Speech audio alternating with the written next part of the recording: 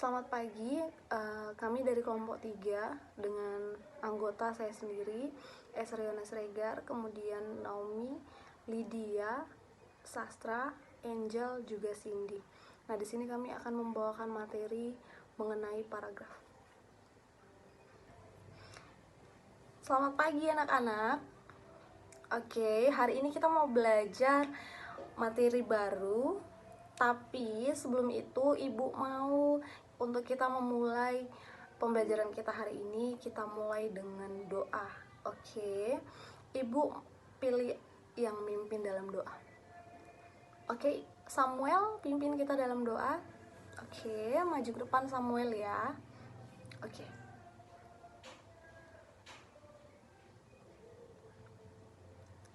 Oke, silakan duduk Samuel. Baiklah anak-anak, hari ini kita mau belajar apa? Coba siapa yang tahu? Ayo, materi apa selanjutnya yang akan kita pelajari? Ayo, ada yang baca bukunya tadi malam? Oke, supaya tahu pembelajaran apa yang akan dibawakan hari ini, malamnya dibaca supaya kita bisa tahu dan kita bisa tanya jawab gitu di hari ini ya. Oke, nextnya begitu ya, malamnya dibaca materi apa yang akan kita pelajari di hari esok gitu ya. Oke, hari ini kita mau belajar mengenai paragraf. Oke, nah apa itu paragraf, Bu? Ada yang tahu? Oke, nggak ada ya.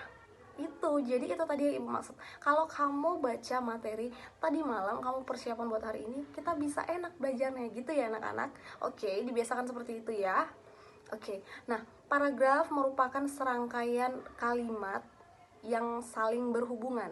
Oke, yang saling berhubungan untuk membentuk sebuah gagasan atau ide. Oke, jadi di paragraf itu ada gagasan atau ide. Itu berarti ya kan? Nah, menurut Kamus Besar Bahasa Indonesia, paragraf berarti bagian atau bab dalam suatu karangan. Oke.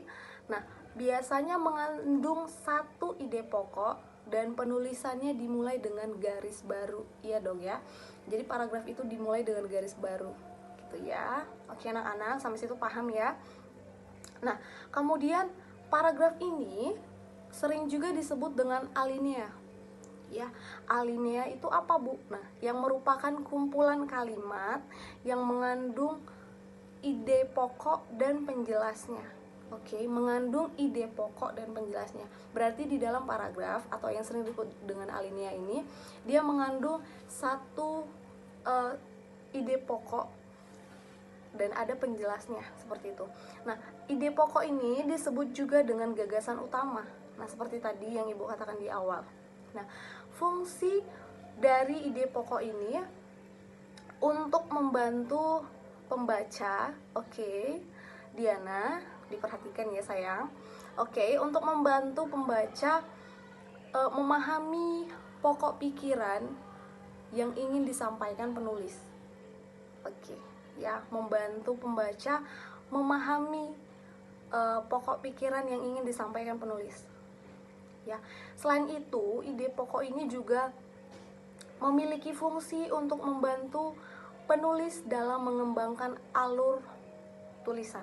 Seperti itu. Jadi, ide pokok ini bisa membantu penulis dalam mengembangkan alur tulisan. Seperti itu ya anak-anak. Jadi, ide pokok ini berarti hal yang sangat inti. Oke, hal yang sangat inti dalam suatu paragraf. Oke. Baik, saya akan melanjutkan materi tentang pengertian paragraf deduktif. Materi dasar memang harus dikuasai oleh semua siswa. Untuk menuangkan ide pokok atau gagasan utama, mayoritas cenderung memakai pola deduktif agar lebih mudah untuk difahami. Semua itu dapat terjadi karena letak ide pokok pada paragraf deduktif berada di awal, sehingga semua pembaca mudah menangkapnya. Pengertian paragraf deduktif. Tak semua orang mampu menuangkan imajinasi menjadi bentuk tulisan yang mudah dipahami.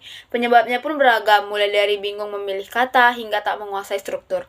Penulisan yang baik dan benar Hal ini turut serta dirasakan oleh sebagian siswa yang duduk di bangku sekolah menengah. Hampir semua siswa familiar ketika ditanya apa itu paragraf deduktif. Meski demikian, tak semua mampu menjawab pertanyaan tersebut secara tepat. Secara garis besar, materi yang berkaitan dengan ilmu tata bahasa 1 ini sudah mulai diperkenalkan pada siswa ketika masuk ke jenjang SMP. Seiring berjalannya waktu, kita pun semakin dituntut untuk menguasai materi, mulai dari menghafal definisi sampai ciri-ciri paragraf deduktif.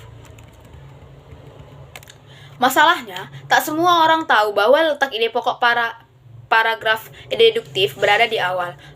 Kalimat pertama adalah pernyataan umum, kemudian kalimat selanjutnya bersifat khusus. Akhir kalimat deduktif diakhiri dengan penjelasan. Mari kita belajar lebih dalam lagi tentang pengertian paragraf deduktif. Ciri-cirinya. Ciri-ciri paragraf deduktif, meski mengetahui definisinya, tapi kita tidak bisa menampak fakta bahwa siswa masih kesulitan menguasai materi. Oleh karenanya, kalian perlu mempelajari 2 ciri-ciri paragraf deduktif itu. Keduanya pun terangkum secara lengkap beserta penjelasannya di buku pedoman bahasa. Namun untuk mempersingkat waktu, saya pun juga sudah merangkumnya pada pembahasan berikut. Letak gagasan utama. Ciri yang pertama adalah pola paragraf deduktif. Dikembangkan dengan deduktif yang berarti sesuatu yang bersifat deduksi. Gagasan utama dari paragraf deduksi berada pada awal paragraf. Gagasan utama ini berisi kalimat yang akan menjelaskan isi paragraf secara rinci dan menjadi cara untuk menjadi dasar mengembangkan isi dari paragraf. Yang kedua ada pola kalimat umum ke khusus. Ciri paragraf deduktif yang mencolok sebenarnya terlihat pada pola kalimat. Gagasan utama yang sifatnya umum akan selalu diikuti oleh kalimat pendukung yang bersifat khusus, biasanya berisi tentang penjelasan, contoh, ataupun bukti yang mendukung gagasan utama. Contoh paragraf deduktif sendiri dapat kita jumpai dalam kehidupan kita sehari-hari. Misalnya saat kita membaca koran, saat kita membaca majalah, membaca surat kabar, ataupun membaca artikel-artikel yang dari internet. Karena hanya sebagian pola kalimat, maka temanya pun tak terbatas dan mencakup setiap aspek kehidupan. Jika kalian masih kesulitan untuk menemui kalimat deduktif, maka simaklah contoh yang akan saya jelaskan. Contoh kalimat deduktifnya yaitu, polisi menangkap bandar narkoba di Bantul. Pelaku bandar narkoba diketahui merupakan seorang residivis. Ia beberapa kali masuk penjara, namun setelah keluar dari penjara, ia menjajakan barang haramnya kembali. Di sini saya akan jelaskan tentang contoh tersebut. Letak ide pokok atau kalimat utamanya berada di awal kalimat, yaitu polisi menangkap bandar narkoba di Bantul. Sementara untuk kalimat berikutnya merupakan sebuah kalimat penjelas. Pengertian paragraf deduktif yang sederhana adalah gagasan utama yang berada pada awal kalimat. Paragraf deduktif dikembangkan dengan pola deduksi yang bermula dengan pemaparan yang sangat bersifat umum ke khusus. Paragraf deduktif bisa dilihat dari kalimat utama yang berada dalam awal paragraf atau alinea pertama. Sedangkan kalimat setelahnya merupakan penjelasan untuk mendukung gagasan utama. Gagasan utama atau ide pokok biasanya berupa pernyataan umum. Sekian penjelasan dari Ibu. Jika ada yang mau bertanya di pertemuan berikutnya. Terima kasih. Di sini Ibu akan melanjutkan pengertian induktif dan contohnya. Pengertian induktif adalah suatu paragraf yang gagasan utama dituliskan pada bagian akhir paragraf. Contohnya, dalam kehidupan masyarakat, apa yang dibutuhkan seseorang belum tentu apa yang dilakukan orang lain. Maka, suatu kebutuhan yang dapat tercapai seseorang belum tentu dapat dicapai dengan orang lain. Kenyataan seperti itu dari waktu ke waktu yang akan selalu ada. Oleh karena itu, kita harus siap menghadapi yang namanya kebutuhan-kebutuhan tersebut.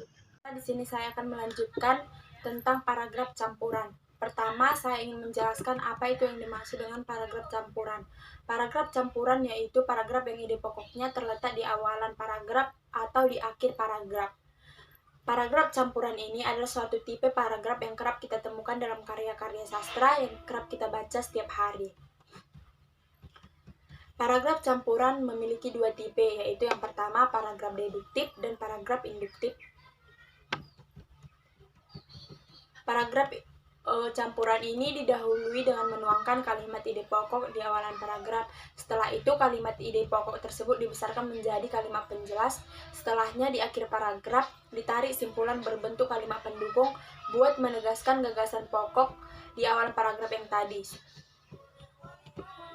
Dan di sini saya juga akan menjelaskan sedikit tentang ciri atau karakteristik paragraf campuran. Yang pertama, mempunyai pola pengembangan kalimat umum, khusus, khusus, umum.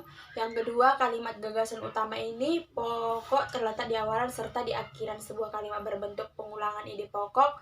Yang ketiga, kalimat gagasan utama di awalan paragraf berbentuk pesan atau informasi yang memiliki sifat umum.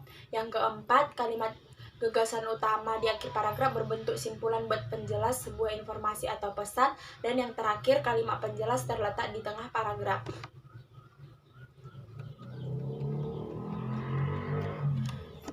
Bila suatu paragraf mempunyai ciri atau karakteristik yang sudah disebut di atas, maka kamu dapat menyimpulkan bahwa itu adalah paragraf campuran.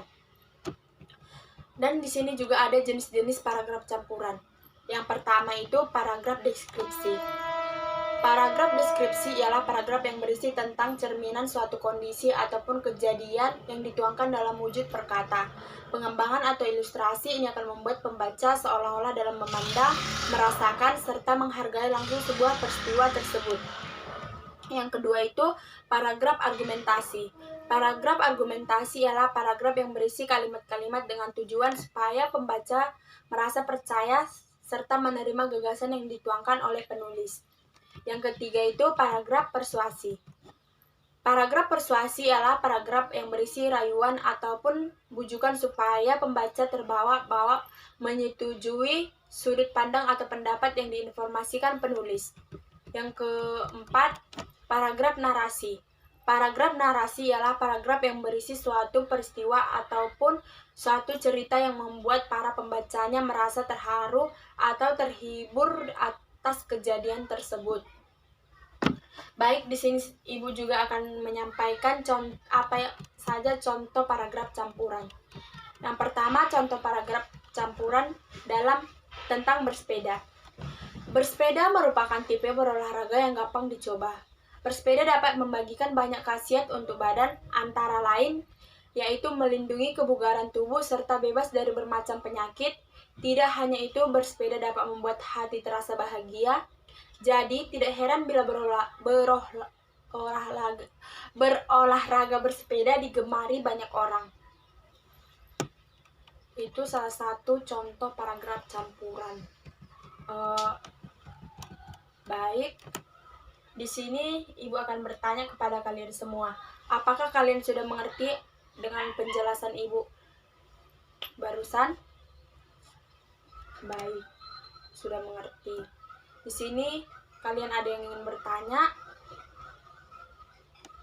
Di sini Ibu memberikan satu pertanyaan untuk kalian. Coba kalian jelaskan penjelasan Ibu yang tadi secara singkat, apa yang kalian ketahui itu tentang paragraf campuran dari yang Ibu jelaskan tadi.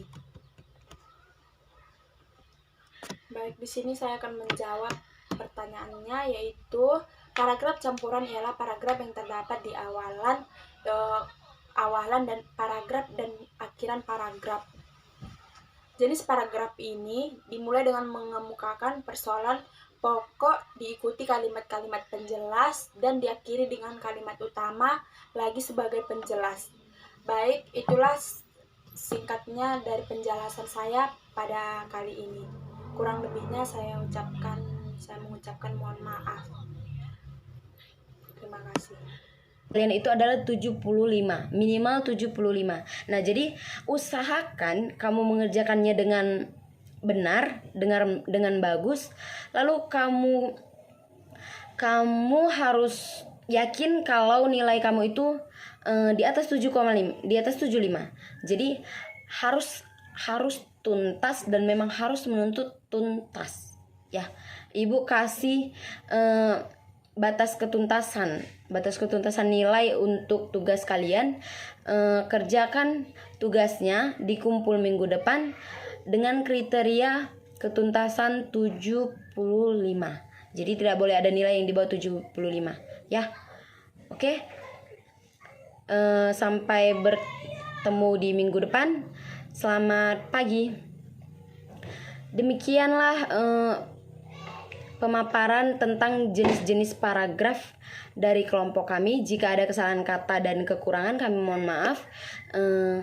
Terima kasih. Baiklah, di sini saya akan menjelaskan sedikit tentang narasi sugestif. Jadi, narasi sugestif adalah paragraf yang berisi pesan serta memberikan sugesti agar orang-orang percaya dan seakan-akan mengetahui maksud dalam pesan tersebut. Sama halnya dengan narasi arsitik, narasi sugestif juga dapat kamu temui dalam cerpen, novel, dan ragam cerita lainnya. Baiklah, di sini kita akan membahas sedikit tentang contoh paragraf narasi sugestif singkat. Jadi contohnya itu, hari Senin merupakan hari yang sangat melelahkan karena suasana liburan masih terasa saat rutinitas kembali. Jika pada umumnya hari Senin adalah awal semangat berrutinitas, namun hal itu tidak dapat terjadi padaku. Berawal dari pagi hari yang dimulai untuk mempersiapkan alat-alat sekolah, dilanjutkan dengan rutinitas sekolah yang membuatku merasa masih ingin merasakan lebih lama liburan. Rutinitas sekolahku selesai pada pukul 3 sore. Saat sesampai di rumah, aku segera mandi dan makan sembari beristirahat sejenak. Istirahat pun tidak terlalu lama karena harus mengerjakan tugas-tugas sekolah yang belum selesai dia kerjakan.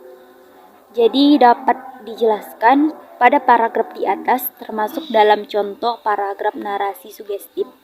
Karena paragraf itu membujuk pembaca baik orang tua maupun murid untuk mengerjakan tugas dan rajin dalam sekolah.